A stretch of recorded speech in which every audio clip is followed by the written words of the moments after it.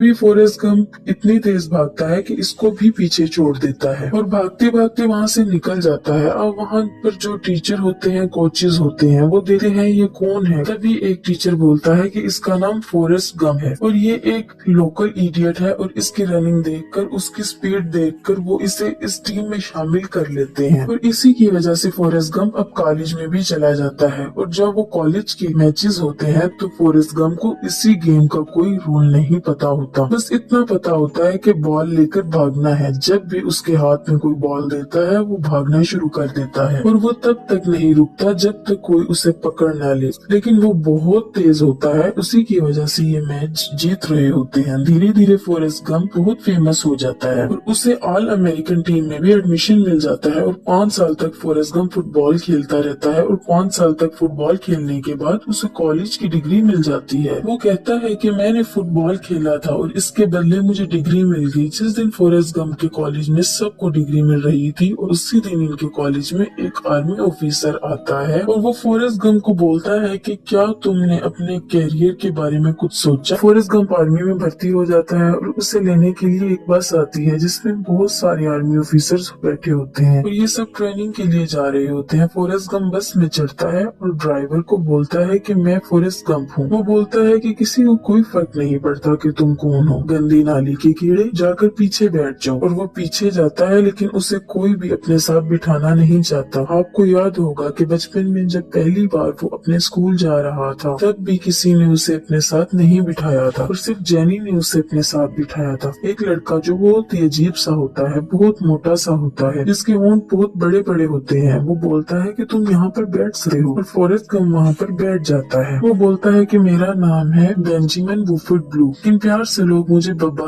बुलाते हैं। फॉरेस्ट बोलता है कि मेरा नाम फॉरेस्ट गंप है और लोग मुझे फॉरेस्ट गंप भी बुलाते हैं। बब्बा बोलता है कि मैं तो झींगों का काम करना चाहता था लेकिन मैं आर्मी में भर्ती हो गया। वो बताता है कि मेरी माँ झींगे पकाती है। दरअसल बब्बा हमेशा झींगों की बातें किया करता था, मानो झींगा उसकी जिंदगी की सबसे अहम चीज हो। फॉरेस्ट गंप बोलता है कि वो लोग मुझे वियतनाम भेज रहे हैं। तो जेनी वापस इसके पास आती है और कहती है कि मुझसे वादा करो कि जब भी तुम्हें ऐसा लगेगा कि खतरा है तो तुम वहाँ से भागोगे, तुम हीरो बनने की कोशिश नहीं करोगे। वो बोलता है कि ठीक है, मैं ऐसा ही करूँगा, फिर मैं तुम्हें एक रोज एक लेटर लिखूंगा। और जेनी वहाँ से चली जाती है और अब फॉरेस्ट गंप और बब्बा दोनों वियतनाम पहुँच चुके हैं। वियतनाम में पहुंचकर बब्बा समंदर देखता है और कहता है कि मैं शर्त लगा के कह सकता हूँ कि इसमें समंदर में बहुत से झींगे होंगे और एक बार हम यहाँ पर कब्जा कर ले, इसके बाद हम यहाँ पे झींगे पकड़ने के लिए आएंगे। बब्बा अगर बात करता है तो सिर्फ झींगों के बारे में, इसके अलावा इसके पास और कोई बात नहीं होती। बब्बा फॉरेस्ट गंप को बोलता है कि मेरे पास एक प्लान है कि हम लोग यहाँ से वापस जाने के बाद एक बोट खरीदेंगे और समंदर में बहुत सारी झींगे पकड़ेंगे और हमारी पार्टनरशिप होगी 50-50 की और हमें घर लेने की भी जरूरत नहीं होगी क्योंकि हम बोट पर ही सो सकते हैं और जो झींगे हम पकड़ेंगे इन्हें खा भी सकते हैं। फॉरेस्ट गंप बोलता है कि ये अच्छा आइडिया है। अब इन्हें यहाँ वियतनाम भी काफी महीने हो चुके हैं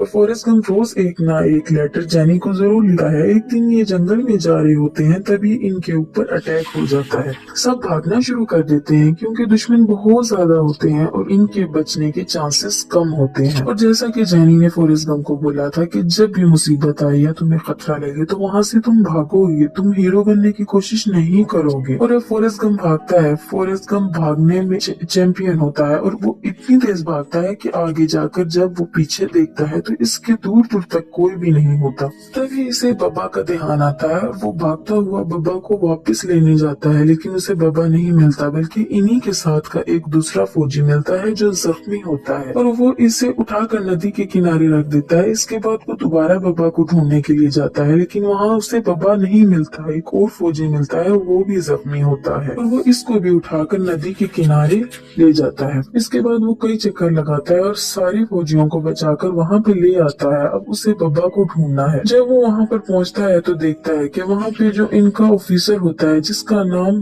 लेफ्टिनेंट डैन होता है वो जख्मी होता है। वो वहाँ से वापस नहीं जाना चाहता, वो दुश्मन का सामना करना चाहता है लेकिन फॉरेस्ट गंप इसे जबरदस्ती कंधे पे उठा के नदी के किनारे छोड़ देता है। लेकिन फॉरेस्ट गंप ने अभी तक हार नहीं मानी। वो बब्बा को लेने के लिए जा रहा होता है तभी लेफ्टिनेंट डैन बोलता है कि वहाँ पर बॉम्ब गिराने वाले हैं, तुम वहाँ पर मत जाओ। जाओ। लेकिन फिर भी फॉरेस्ट गम वहाँ पे जाता है और इसे बब्बा मिल जाता है। बब्बा को गोली लगी होती है, वो बब्बा को वापस लाता है लेकिन बब्बा बच नहीं पाता और बब्बा मर जाता है। इसी पूरे सफर में एक गोली फॉरेस्ट गम को भी लगी होती है और वो गोली इसके हिप पर लगी होती है। और इसके बाद ये दिखाते हैं कि जितने भी आर्मी ऑफिसर थे सब हॉस्पिटल में हैं और सब जख्मी हैं, लेकिन फॉरेस्ट गम वहाँ पे बहुत इंजॉय कर रहा होता है। इसी पीछे का आर्मी ऑफिसर आता है, वो बोलता है कि तुम्हें मेडल ऑफ ऑनर दिया जाता है क्योंकि तुमने बहुत सारे लोगों की जान बचाई थी। अब ये मेडल इसे प्रेसिडेंट से मिलना है कर पाए। तभी वहाँ दूर से जैनी आती है और बोलती है फॉरेस्ट। फॉरेस्ट जैनी को देखकर बहुत खुश होता है। वो स्टेज से कूद कर सीधा जैनी के पास जाता है और इसे गले लगा लेता है। इसके बाद वो देर तक वॉक करते हैं और जैनी उसे अपनी पूरी जर्नी के बारे में बताती है कि उसने क्या क्या किया। वहीं फॉरेस्ट गम भी इसे वियतनाम के बारे में सब कुछ बताता है और फॉरेस्ट गम को मेडल ऑफ ऑनर मिला होता है। वो इसे जैनी को दे देता है। वो बोलता है कि मैंने सिर्फ वही किया जो तुमने कहा। इसके बाद जैनी फॉरेस्ट गम को अपने कुछ दोस्तों से मिलवाती है और इन्हीं दोस्तों में इसका एक खास दोस्त और फॉरेस्ट गम से गले मिलती है और इस आदमी के साथ चली जाती है और एक बार फिर से फॉरेस्ट गम से जैनी दूर हो गई।